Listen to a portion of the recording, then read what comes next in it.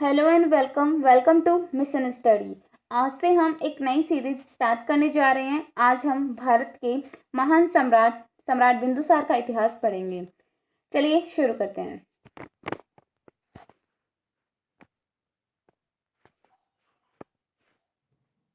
Video शुरू करने से पहले अभी तक आपने हमारे यूट्यूब चैनल मिशन स्टडी को सब्सक्राइब नहीं किया है तो इसे सब्सक्राइब करें, लाइक करें और शेयर करें। Let's start the video. Bharat के महान सम्राट बिंदुसार। सबसे पहले हम इनका जीवन परिचय देख लेते हैं। सम्राट बिंदुसार का पूरा नाम था सम्राट बिंदुसार। उनका पूरा नाम था बिंदुसार का पूरा नाम था सम्राट बिंदुसार। एक्चुअली सम्राट जो है ये उनकी उपाधि है। दूसरा है सम्राट बिंदुसार का जन्म। सम्राट बिंदुसार का जन्म लगभग 320 ईसा पूर्व में हुआ था। उनका जन्म 320 ईसा पूर्व में हुआ था। यदि हम सम्राट बिंदुसार की मृत्यु तिथि की बात करें तो उनकी मृत्यु जो है लगभग 272 ईसा पूर्व में हुई थी। जब उनकी मृत्यु हुई थी तब वे 52 वर्ष के थे। 320 ईस्वी में उनका जन्म और 272 ईसा पूर्व में उनकी मृत्यु हुई थी, तब उनकी उम्र थी 52 वर्ष।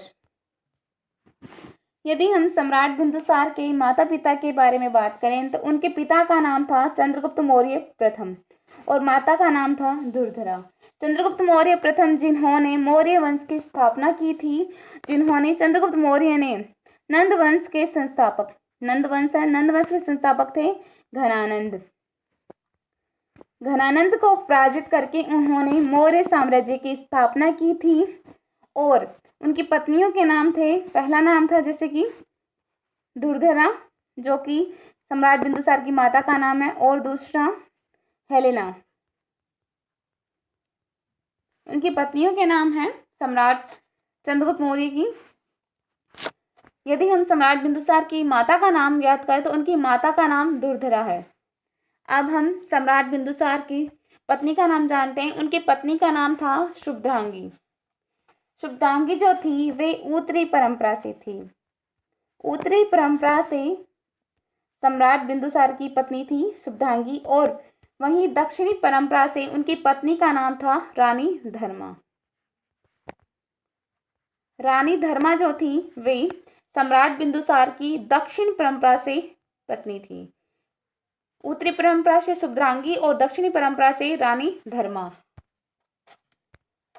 यदि हम सम्राट बिंदुसार के संतान को जानें तो उनके संतान का नाम था अशोक मौर्य। यदि हम बिंदुसार की उपाधि की बात करें तो उनकी उपाधि थी सम्राट उनकी उपाधि थी। जैसे सम्राट चंद्रगुप्त मौर्य, सम्राट बिंदुसार, सम्राट अशोक, इसी तरह उनकी उपाधि थी। अब हम सम्राट बिंदुसार की राज्य सीमा की हम बात करें तो उनका राज्य सीमा था संपूर्ण भारत, लगभग संपूर्ण भारत में सम्राट बिंदुसार का राज्य शासन फैला हुआ था। यदि हम उनके शासनकाल की बात करें तो उनका शासनकाल लगभग 298 ईसा से 272 ईसा पूर्व का था। उनका शासनकाल था 298 ईसा पूर्व से 272 ईसा पूर्व। यदि हम सम्राट बिंदुसार के शासन अवधि की बात करें तो उनका शासन अवधि था 26 वर्ष। बताया गया है कि जैसे 272 ईसा पूर्व में सम्राट बिंदुसार की मृत्यु हुई थी, मतलब वो उस समय 52 वर्ष के थे। जब उनकी मृत्यु हुई थी तब उस समय वे 52 वर्ष के थे। मतलब कहा जा सकता है कि अपने उम्र के आधे वर्ष उन्होंने शासन किया। जैसा कि कहा गया उनकी शासन अवधि के विषय में, शासन अवधि 26 वर्ष, लगभग अपनी उम्र के आधे वर्ष उन्होंने शासन किया था। यदि हम सम्राट बिंदुसार के राज्य अभिषेक की बात करें तो उनका राज्य अभिषेक 298 ईसा पूर्व में हुआ था। 297 ईसा पूर्व में चंद्रगुप्त मौर्य की मृत्यु हुई थी जो कि सम्राट बिंदुसार के पिता थे। 297 ईसा पूर्व में चंद्रगुप्त मौर्य प्रथम थे। ये उपाधियां थी क्योंकि उसके बाद अशोक के बाद एक और सम्राट था चंद्रगुप्त द्वितीय, इसलिए चंद्रगुप्त प्रथम थे। 297 ईसा पूर्व में इनकी मृत्यु हुई थी। यदि हम सम्राट बिंदुसार की धार्मिक मान्यता की बात करें तो उनकी धार्मिक मान्यता थी आजीवक और जैन।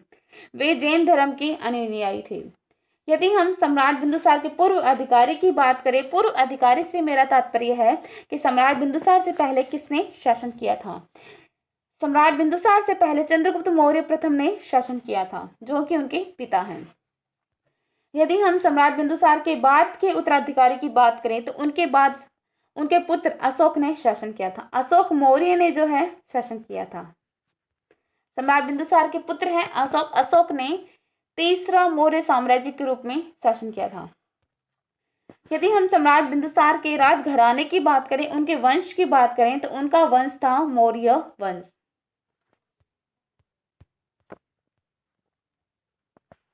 अब हम मौर्य वंश से संबंधित लेख देख लेते हैं। मौर्य वंश से संबंधित लेख।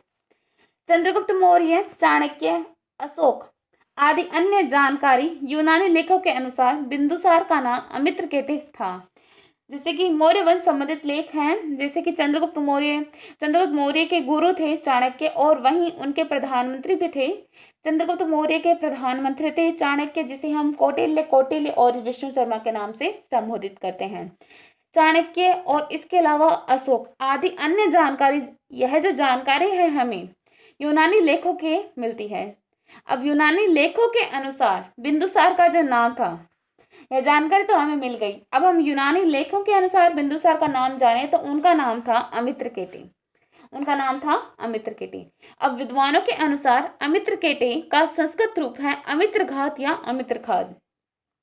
यूनानी लेखों में तो सम्राट बिंदुसार का नाम अमित्रकेटे बताया गया है, लेकिन यही हम उनका संस्कृत रूप करें, संस्कृत रूप में अमित्रकेटे का अर्थ होगा अमित्रघात और अमित्रखाद। अब हम थोड़ा सा इतिहास देख लेते हैं बिंदुसार का। सम्राट बिंदुसार राज 298 ईसा से 272 ईसा पूर्व। सम्राट बिंदुसार ने शासन किया था 298 से 272 ईसा पूर्व। मौर्य राजवंश के राजा थे। मौर्य राजवंश के क्या थे? राजा थे, जो चंद्रगुप्त मौर्य के पुत्र थे। चंद्रगुप्त मौर्य प्रथम। ठीक है। चंद्रगुप्त मौर्य एवं दुर्धरा के पुत्र बिंदुसार ने काफी बड़े राज्य का शासन संपदा में प्राप्त किया। उन्होंने दक्षिण भारत की तरफ भी राज्य का विस्तार किया। चाणक्य उनके समय भी प्रधानमंत्री बनकर रहे। जैसा कि बताया गया है, चाणक्य जो थे, जिनका नाम कौटिल्य और विष्णु शर्मा था। चाणक्य का अर्थशास्त्र। चाणक्य जो कि चंद्रगुप्त मौर्य के गुरु थे और प्रधानमंत्री थे। इनका जो प्रधानमंत्री का पद है वह बिंदुसार के समय भी था। जैसा कि बताया गया है, चंद्रगुप्त मौर्य एवं दुर्धरा के पुत्र बिंदुसार ने काफी बड़े राज्य का शासन संपदा में प्राप्त किया। उन्होंने दक्षिण भारत की तरफ भी राज्य का विस्तार किया। चाणक्य उनके समय में भी प्रधानमंत्री बनकर रहे। बिंदुसार को पिता का पुत्र और पुत्र का पिता नाम से जाना जाता है। अब कई बार एग्जाम ये वाला क्वेश्चन बहुत बार पूछा गया, आपने देखा भी होगा ये वाला क्वेश्चन कि किसको पिता का पुत्र और पुत्र का पिता कहा जाता है और किस नाम से उन्हें यह जो नाम है पुकारा जाता है, किस सम्राट को पुकारा जाता है। तो आपका सही आंसर जो है बिंदुसार होना चाहिए, क्योंकि बिंदुसार को ही जो है पिता का पुत्र और पुत्र का पिता के नाम से पुकारा जाता है, क्योंकि वह प्रसिद्ध व पराक्रमी शासक चंद्रगुप्त मौर्य के पुत्र एवं महान राजा अशोक के पिता थे। आप जैसे कि उनके पिता थे, सम्राट बिंदुसार के पिता थे चंद्रगुप्त मौर्य प्रथम। अब चंद्रगुप्त मौर्य प्रथम भी एक पराक्रमी और महान सम्राट थे। वहीं सम्राट बिंदुसार के पुत्र सम्राट अशोक का भी योगदान अतुलनीय है। अशोक को जो है भारत का प्रथम महान चक्रवर्ती सम्राट माना जाता है। चक्रवर्ती सम्राट की जो उपाधि है सर्वप्रथम अशोक को प्राप्त हुई थी, चक्रवर्ती सम्राट अशोक। चंद्रगुप्त की मृत्यु के पश्चात उसका पुत्र बिंदुसार सम्राट बना। चंद्रगुप्त मौर्य है प्रथम, उनकी मृत्यु के बाद जो है उनका पुत्र था बिंदुसार सम्राट बना। यूनानी लेखों के अनुसार इसका नाम अमित्रकेटे था।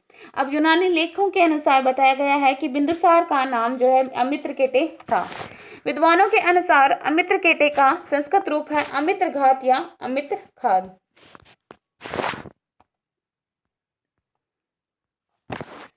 अब इसका अर्थ होता है अमित्रघात या अमित्रखात का संस्कृत रूप में अर्थ होता है शत्रुओं का नाश करने वाला। शत्रुओं का नाश करने वाला, अमित्र घात। संभवतः यह बिंदुसार का विरुद्ध रहा होगा। अब बताया गया है कि शत्रुओं का नाश करने वाला, यह नाम जो था बिंदुसार का विरुद्ध रहा होगा। अब तिब्बती लामा तारनाथ तथा जैन अनुश्रुति के अनुसार, तिब्बती लामा तारनाथ और जैन अनुश्रुति के अनुसार चाणक्य बिंदुसार का भी मंत्री रहा। जैसा कि मैंने पहले बताया, चाणक्य बिंदुसार के समय भी मंत्री थे।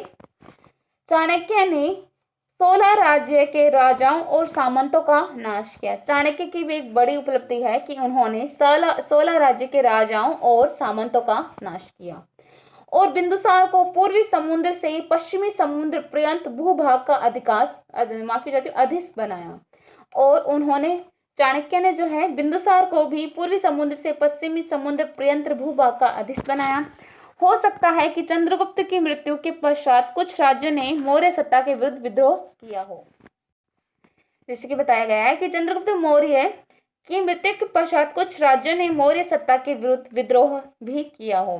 चाणक्य ने सफलतापूर्वक उनका दमन किया। दिव्य वरदान में, अब जैसे कि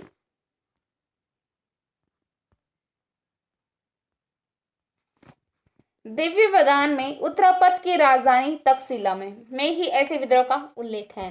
जैसे कि चंद्रगुप्त मौर्य की मृत्यु के बाद कुछ राज्य के राजाओं ने विद्रोह करना शुरू कर दिया और चाणक्य ने उन विद्रोह को भी सफलतापूर्वक उनका दमन किया।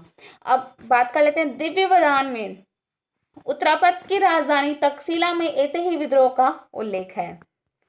इस विद्रोह को शांत करने के लिए बिंदुसार ने अपने पुत्र अशोक को भेजा था।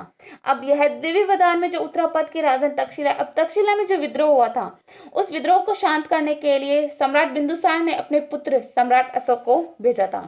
इसके पश्चात अशोक खसदेश गया। अब वहीं से अशोक जो है वे खसदेश गए थे। खस संभवतः नेपाल के आसपास के प्रदेश के खस रहे होंगे। तारनाथ के अनुसार खस्या और नेपाल के लोगों ने विद्रोह किया और अशोक ने इन प्रदेशों को जीता।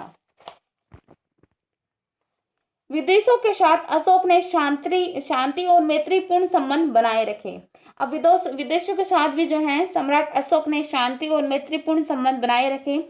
सेल्यूकस वंश के राजाओं तथा अन्य यूनानी शासकों के साथ चंद्रगुप्त के समय के संबंध बने रहे। स्टेवर के अनुसार सेल्यूकस के उत्तराधिकारी एंटियोकस प्रथम ने अपना राजदूत डायमेकस बिंदुसार के दरबार में भेजा। प्लिनी के अनुसार टोलमी द्वितीय फिलडेल्फस ने डायोनियस को बिंदुसार के दरबार में नियुक्त किया। अब अंत में बिंदुसार को अमित्रघात, सिंहसेन, मद्रसार तथा अजात शत्रु, वरिसार भी कहा गया। बिंदुसार महान मौर्य सम्राट अशोक के पिता थे। महान मौर्य चक्रवर्ती सम्राट थे अशोक के पिता थे बिंदुसार।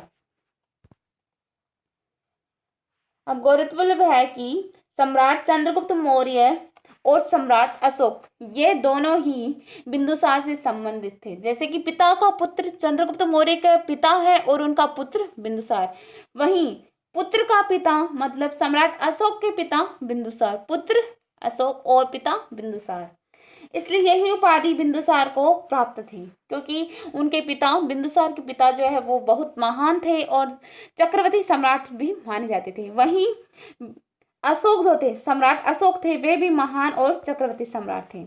कहा जाता है कि भारत का पहला चक्रवर्ती सम्राट अशोक को माना जाता है। इसी के साथ आज का हमारा वीडियो कंप्लीट होता है। Thanks for watching and keep supporting. मिलते हैं नेक्स्ट वीडियो में।